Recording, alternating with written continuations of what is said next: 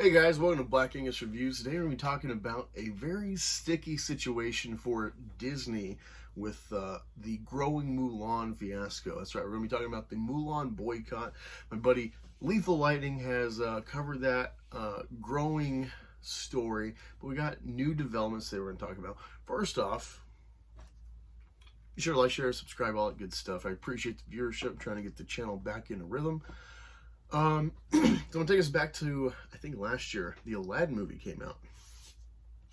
And when Endgame was building up, there was the Georgia heartbeat bill that essentially all of Hollywood, all these big names, including Avengers and stuff, were trying to stop. You had Sansa Stark, a big name in Hollywood with the Game of Thrones season coming, or going on at the time, trying to boycott Georgia. There's essentially this Hollywood push to essentially extort the governor of Georgia and the state legislature to stop the heartbeat bill from passing, with the threat of removing their business from Atlanta and Georgia in general, since it's a cheaper venue to film, even if they gotta fly everybody to there from California and other sites.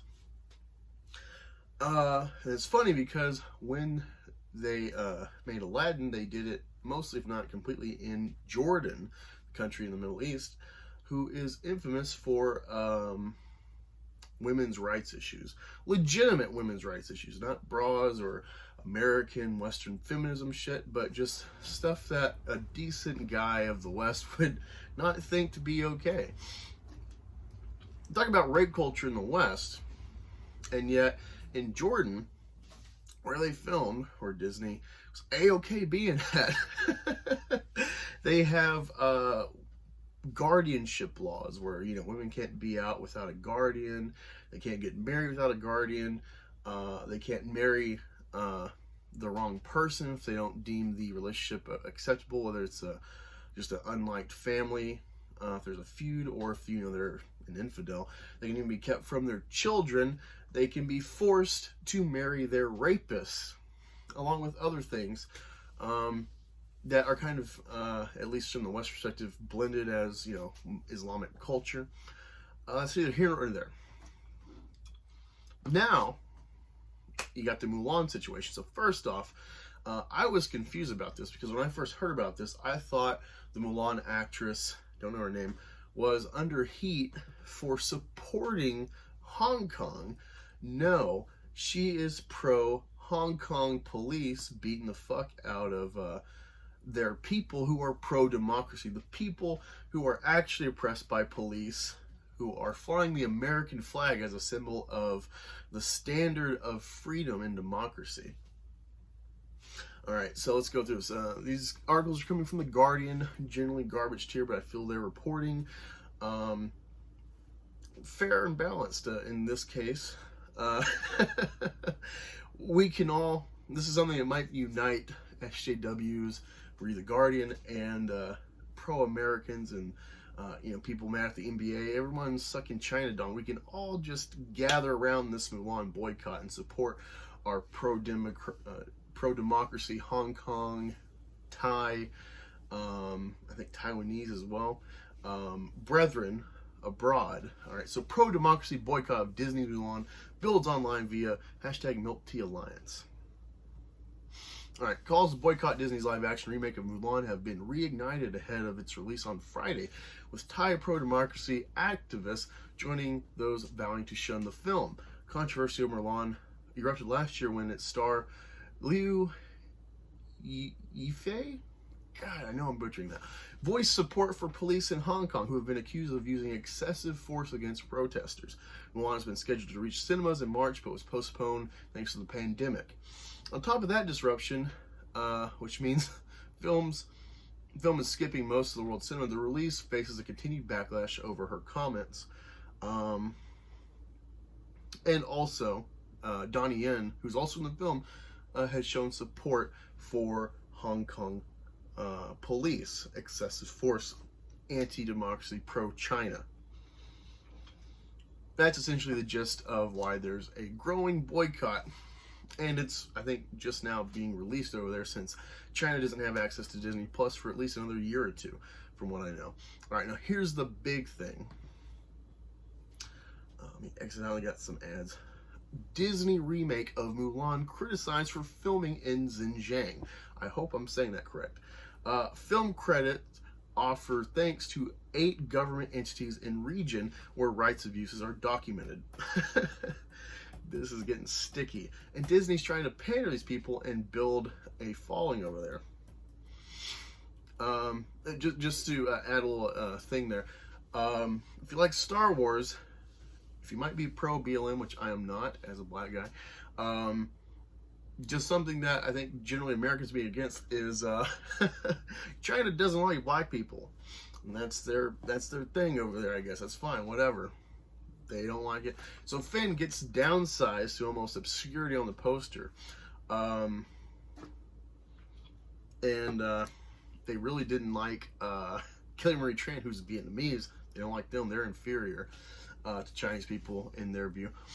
Kissing a main star black guy. That's just another little detail for, Disney not getting China. Alright, so let's get into this article. Disney's live-action remake of Mulan, already the target of a boycott, has come under fire for filming in Xinjiang, the site of alleged widespread human rights abuses against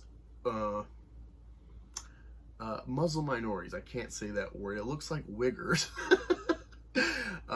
The film, directed by Niki Caro, is an adaptation of Disney's animated classic about Hua Mulan, a young woman who disguised herself as a man to fight in the imperial army in her father's stead. The remake attracted criticism when the actor who plays Mulan says she supported Hong Kong police in their often violent crackdowns on pro-democracy protesters.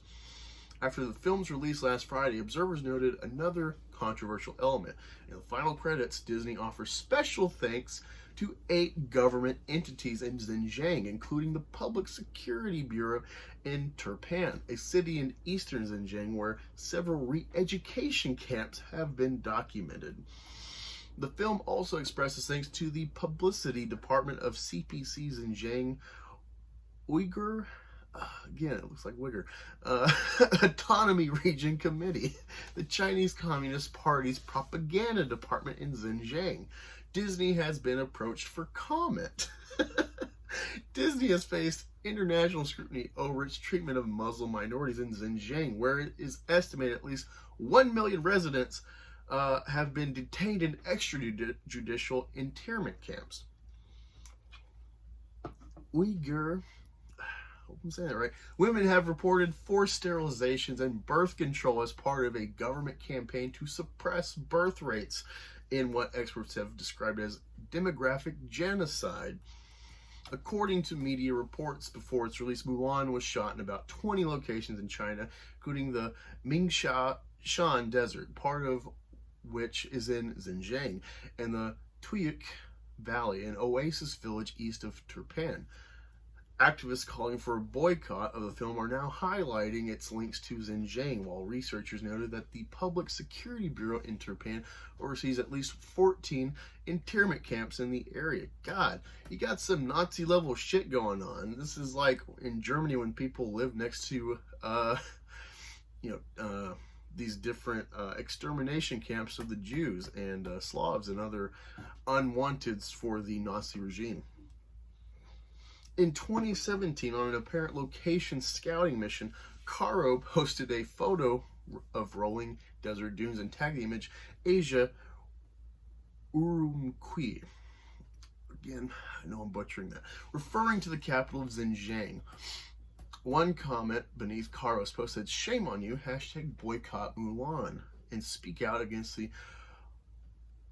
Uyghur genocide." I know I'm fucking that up.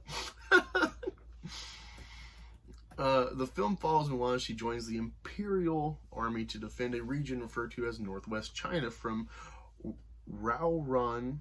Damn it, I know, God, I suck at these. Invaders, nomads that came from what is now Mongolia. The film's release also comes at a time with residents in Inner Mongolia, an autonomous region of China, are protesting the mandatory introduction of Mandarin language instruction and the gradual erasure of their language and culture. It all feeds into the current national myth of China with inalienable borders. It isn't just that this film was partly made in Xinjiang, a place where genocide is currently happening, said Jeanette Ng, a British Hong Kong fantasy writer, is that this film frames those people who are currently having their culture being destroyed as the bad guys, while lionizing Han dominance and Chinese nationalism. Parts of the story are set along the Silk Road. The region of Xinjiang was once an important part of the route.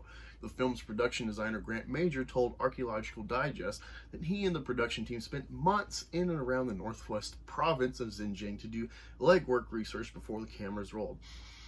Grant said the team consulted Chinese academics so that we could extrapolate what we found and just use our creativity to make it feel right. Holy shit. This is disturbing stuff. Wow. Awful what's going on there. So yeah, that's what's going on with Mulan. Let me know what you think in the comments below. Talk to y'all later.